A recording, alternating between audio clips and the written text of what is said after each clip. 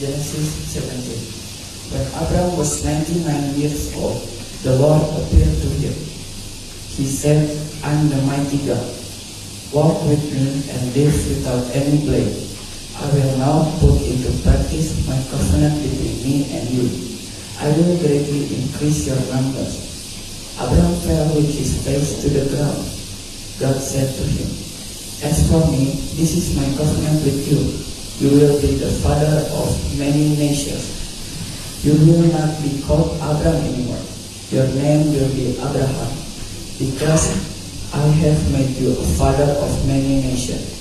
I will give you many children. Nations will come from you, and kings will come from you. I will make my covenant with you. It will last forever.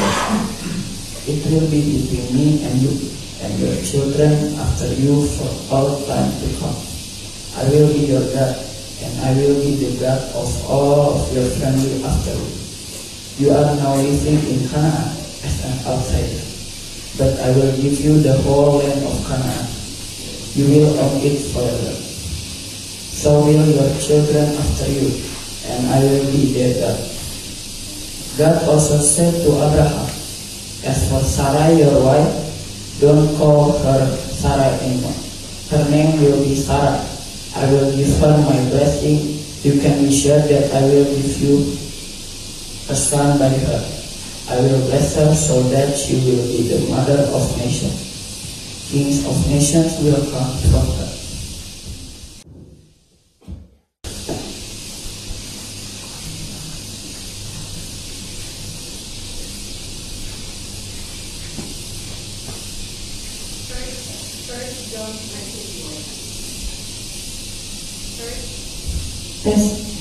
First John 3. How great is the love the Father has given us so freely. Now we can be called children of God, and that's what we really are. The world doesn't know us because it didn't know Him. Dear friends, now we are children of God. He still hasn't let us know what we will be, but we know that when Christ appears, we will be like Him. We will see Him as He really is. He is pure. All who hope to be like Him make themselves pure. Everyone who sins breaks the law. In fact, breaking the law is sin. But you know that Christ came to take our sins away, and there is no sin in Him.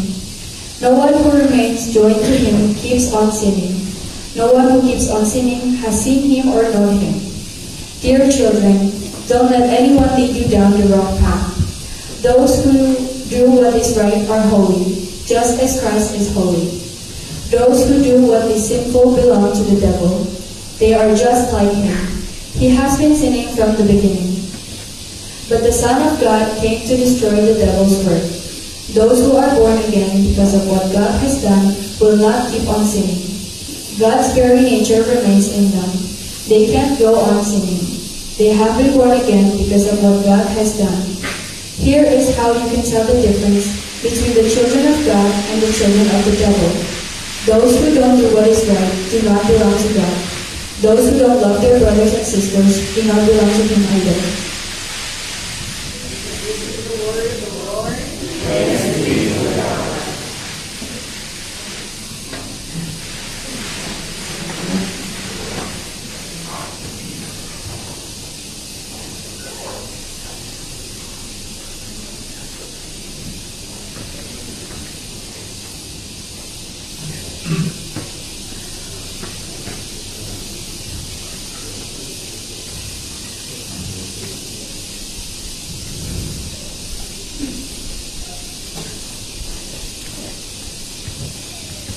Kadang saya suka kesal kalau melihat Bella pagi-pagi itu tuh suka repot kalau misalnya mau pelayanan.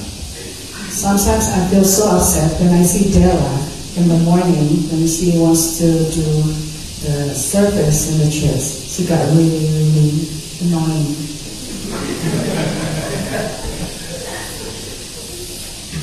Karena itu karena mungkin dia gugup ya. Maybe because she was nervous. Dan pagi ini saya merasakan hal yang sama. And this morning I feel the same way she feels. Wow.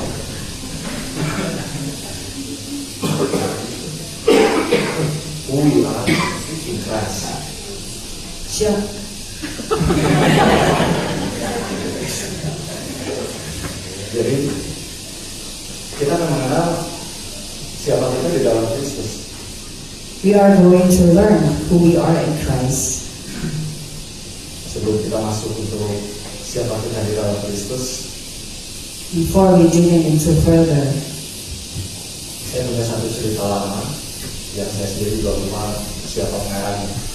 I have an old story which is a very long time ago, and I forgot who the author's name is.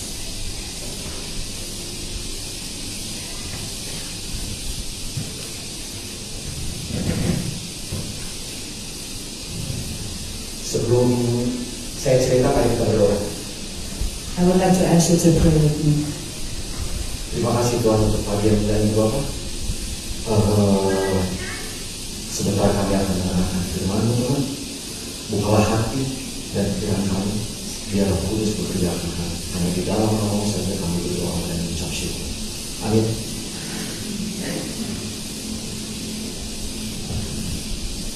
Jadi ceritanya itu tuh tentang seorang petani dan seekor angsa. So the story is about a farmer and a goose. Ada sebuah desa yang dilanda badai sangat besar sekali. One day there's a village which got hit by a big storm. Dan semua orang berusaha untuk menyelamatkan diri dan berlindung. So everyone was running away, trying to save themselves and looking for a shelter. Dan ada seorang petani itu melihat seekor angsa itu tuh terjebak di tengah badai. And there's a farmer and he see a goose got caught in the middle of that storm. Angsa itu tuh terlihat bingung dan takut. That goose seemed scared and confused. Petani itu kasihan melihat angsa yang ketakutan dan bingung. That farmer feels sorry for the goose. Dan petani itu tuh bergegas untuk menolong angsa itu. And he's trying to save that goose. Tetapi saat petani itu datang untuk mendekati angsa itu tuh menjauh dari petani. But when that farmer approached the goose ran away from him. Semakin petani itu mengejar, angsa itu semakin menjauh. The more that farmer tried to catch that goose, the more the goose ran away from that farmer. Sampai satu titik angsa itu tuh terpojok dan tidak bisa lari kemana-mana. Until the goose became cornered. Saat petani itu mendekat, petani itu berkata di dalam hatinya, So when the farmer got near the goose, he told himself, seandainya aku serupa dengan kau, if only I look like you, dan aku bisa berbahasa kau, and I can speak your language, saya tidak akan ingin menyelamatkan kau. you know that I will come to you to save you.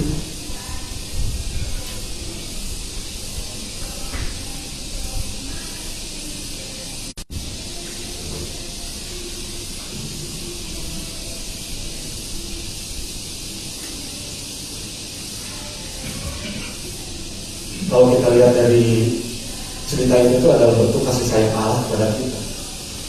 If we see on that story, the story is telling us about how deep our Father's love for us.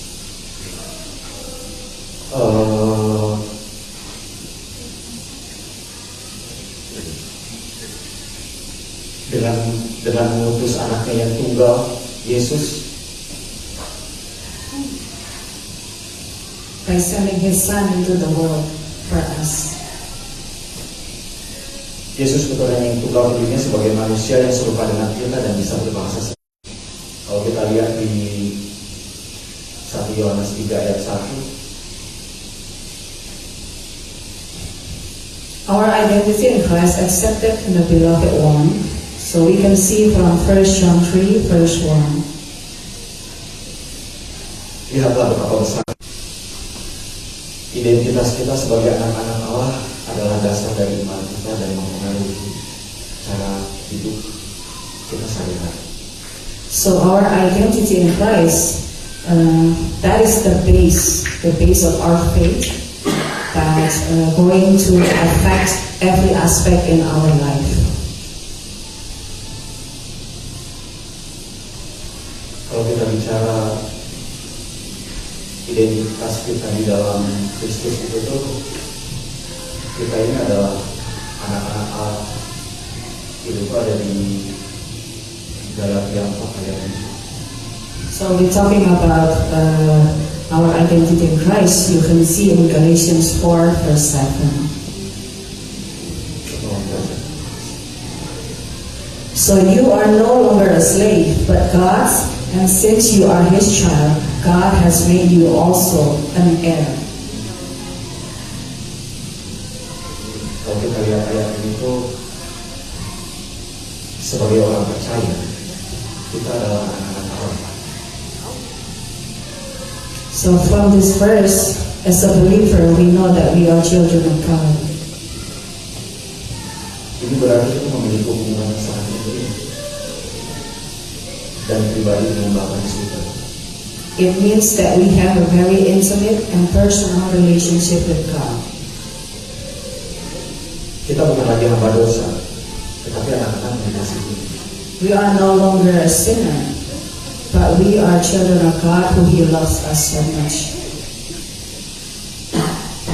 Dan identitas kita di dalam Kristus itu kita adalah ciptaan baru. Itu ada di 2 Korintus 5 ayat 17. So if you see from 2 Corinthians 3 verse 7, which therefore if anyone is in Christ, the new creation has come, the old has gone, and the new is here. You can see that we are no longer, we are a new creation in God. Jadi di dalam Kristus itu kita adalah ciptaan baru yang lama sudah berlalu. So in Christ we are a new creation. The old has gone, Dan yang baru sudah datang. and the new has come. Identitas kita tidak lagi ditentukan oleh masa lalu kita, tetapi oleh siapa kita di dalam Kristus. So our identity in Christ doesn't define what with who you are in the past, but who you are in Christ.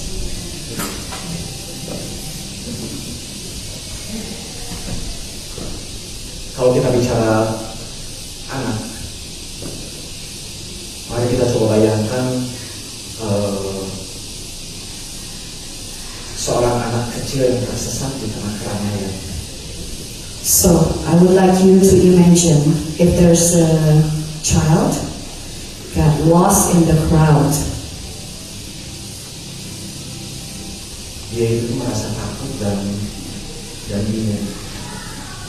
That boy will feel scared and confused. Tetapi ketika dia lihat ayahnya datang mencarinya, dia merasa lega dan aman. But when he sees his father coming, approach him, he feels safe and secure.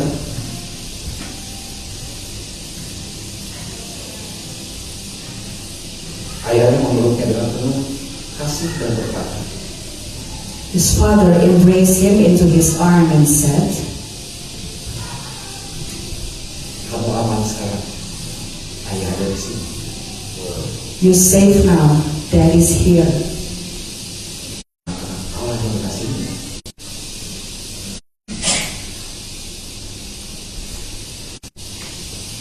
Bapak kita di surga itu tuh selalu mencari kita dan memeluk kita dengan kasih-Nya yang tak batas. Our Father in heaven will always seek for us and embrace us into His loving kindness.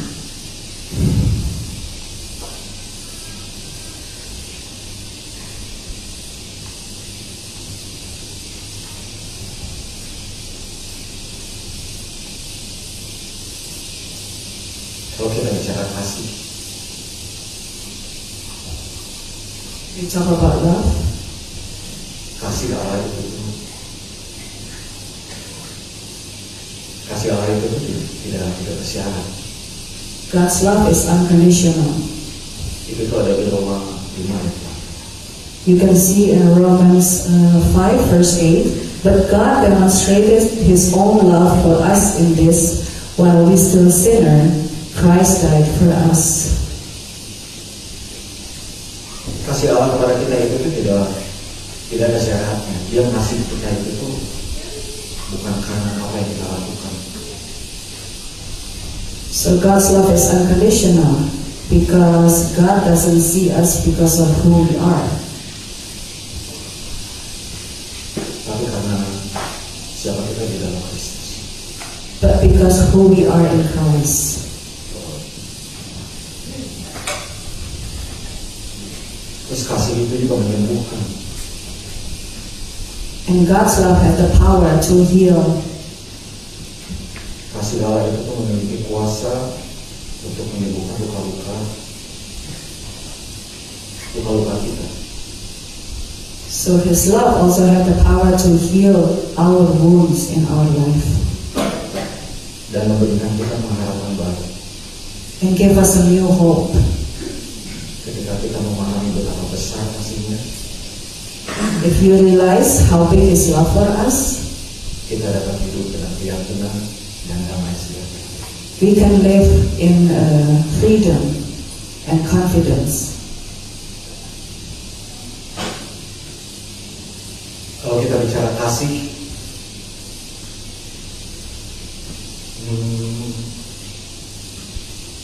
saya ini tuh melakukan pelayanan pada anak-anak di jalanan. So I minister to the young people or to the people on the street. Dan perjalanan spiritual saya itu kayak minggu kemarin kita sempat bicara tentang perjalanan spiritual. So like last week we talked about my spiritual journey. Spiritual saya itu tuh lahir dari rasa kecewa, rasa marah, rasa sendiri. So Dan lain-lain. my journey of knowing God start from anger and disappointment and loneliness. Kalau teman-teman lama saya bertemu dengan saya, mereka itu tuh kaget dan bertanya-tanya, kenapa saya jadi seperti ini? Katanya. If I see with my old friend hang out, they would ask me like, "Wow, you changed so much. It's not you anymore." Jangankan teman-teman saya, dia sama Rafael dia sempat kaget di saat saya bilang saya punya belajar teologi dan itu memang Allah lebih istimewa. Not even my friends, even my wife and Raphael, they were wondering when, not wondering, actually it was shocking when he told us that he wants to go to seminary school. Dulu saya menjalani kehidupan saya itu seperti air yang mengalir. Before I live my life, just go with the flow. Sampai di satu titik saya itu mengalami yang namanya marah, kesal, dan sangat kecewa sekali. Until I came to a point where I feel very angry, disappointment.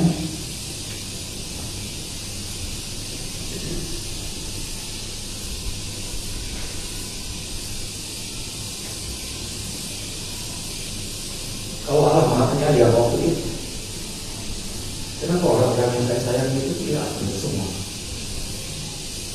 He asked himself, if God loves me so much, why He take the people around me that I love one by one?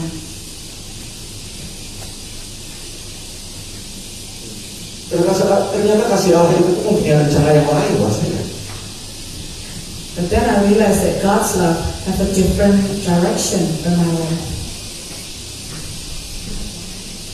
Di saat saya kecewa, di saat saya marah, So when I feel disappointment and angry, Allah itu mengeluarkan anaknya buat saya dengan kasih ini. God gave me His hand and showed me His love. Semakin saya menolak dia dan semakin saya merasakan kasih Allah. The more I try to resist His help, the more I can feel His love. Semakin saya menjauh dan semakin Allah itu. Saya merasakan pelukan dia itu. So the more I feel that, I want to try to get as far as from God, but the more He reaches into my life.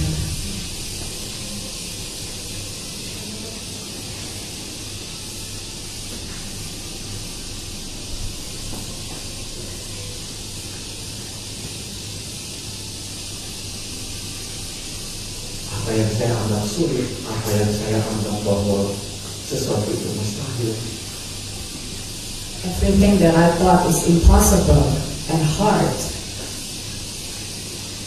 semua itu tidak ada yang mustahil untuk Allah. there's nothing impossible for God. Dan singkat itu saya ingin mengenali dia. And that is the reason why I want to know Him more.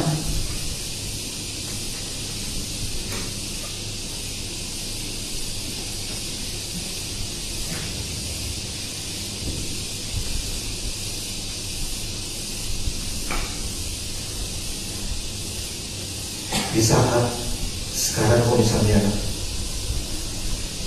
kita bicara masalah identitas kita di dalam Kristus, So if we talk about our identity in Christ, apakah kita siap untuk menerima identitas kita di dalam Kristus? so are we ready to receive our identity in Christ? Dan kalau kita kembali pada cerita petani dan angsa tadi, And if we look back into the story about the farmer and the goose, apa yang akan kita lakukan?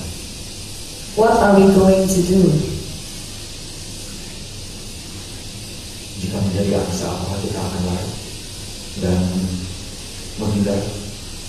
Are we going to be like that goose who ran away and trying to be as far as from God? Saat kita akan bersama, When we know that God came to save us.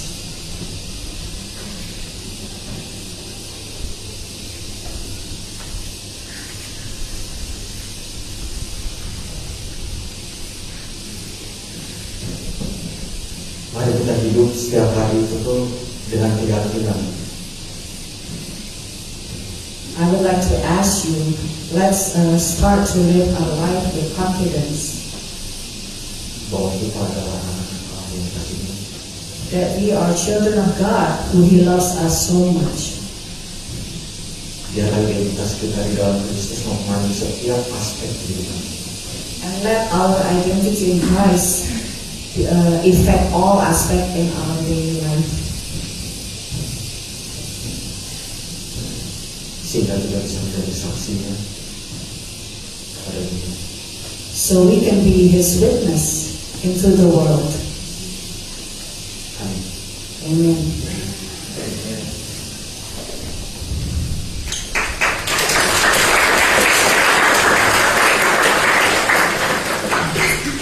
Oh, thank you so much, Danielle and Yellen, for that reminder. Do you have that confidence that love that is unconditional is going to transform you? The way Daniel talked about it, it's changing his whole life, every aspect of your life. There's nothing that God's going to say, okay, I won't touch that. All right, let's leave that alone. Okay, whatever. No, He's going to touch every part of it. He's going to transform every part that you give Him access to. And what a blessing that is. Love without conditions. Love that transforms us. Just before we go to communion, I want you to take just a minute or two. And I want you to just close your eyes and just thank God for what He has done. For the cross of Jesus changes everything. For the beauty of His promise to us. That you are accepted in the beloved.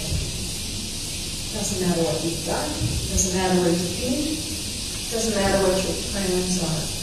If you will come today and say, Jesus, I'm coming to you. I want your forgiveness. I want to be transformed by your loving kindness. Then God will answer your prayer. And it doesn't matter if you're coming for the first time or if you've come many times before. Scripture says His mercy is new every morning.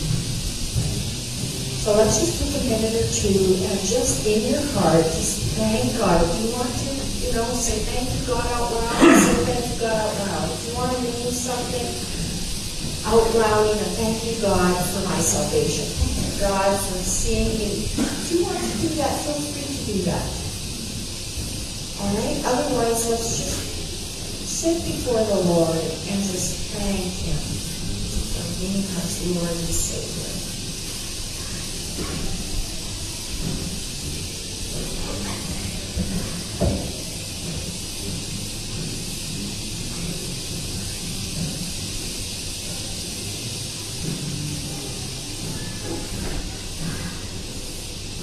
Enjoy His presence and His love with you.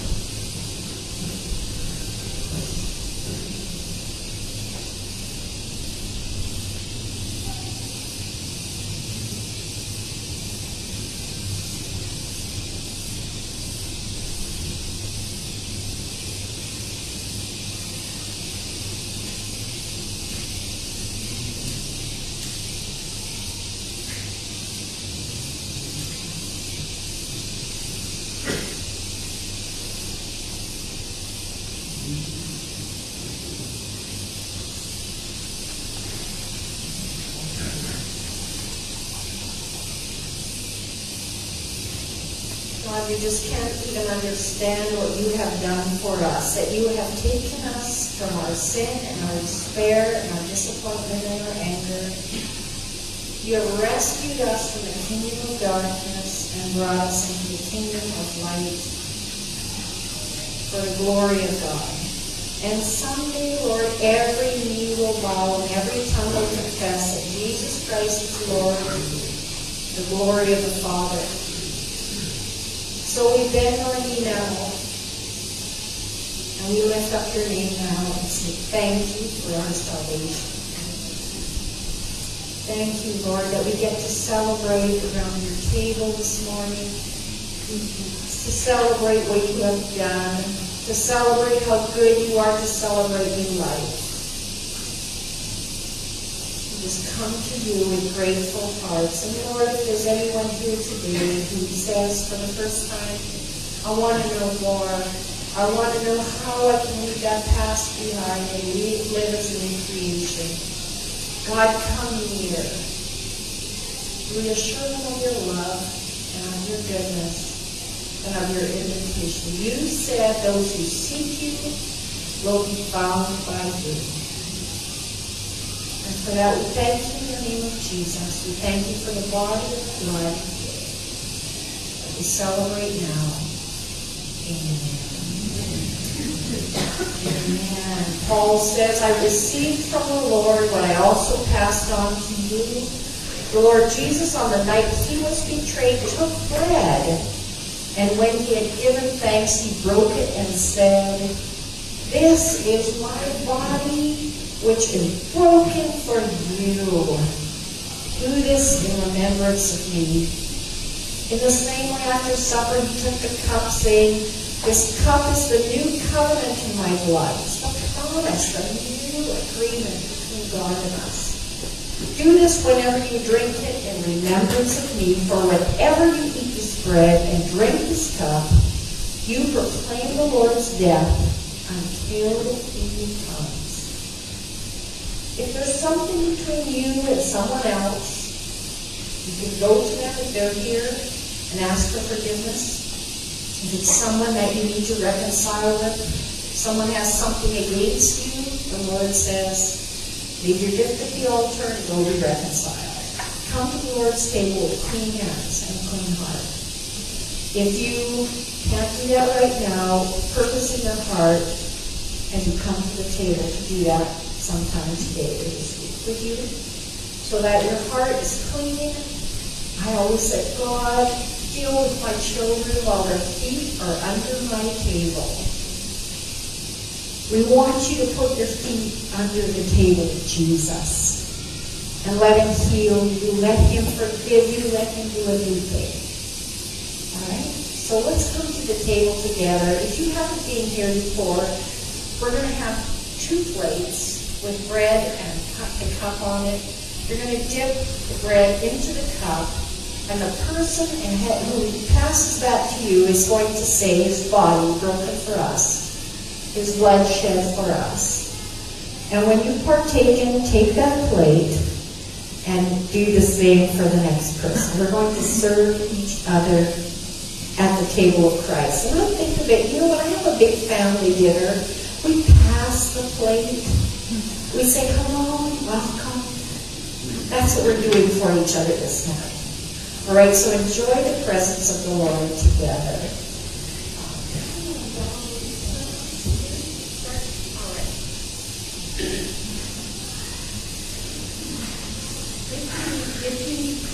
If you need prayer today, look for someone with a cap, a colored cap. They will pray over you, anoint your head with oil. So if you need prayer, come to that.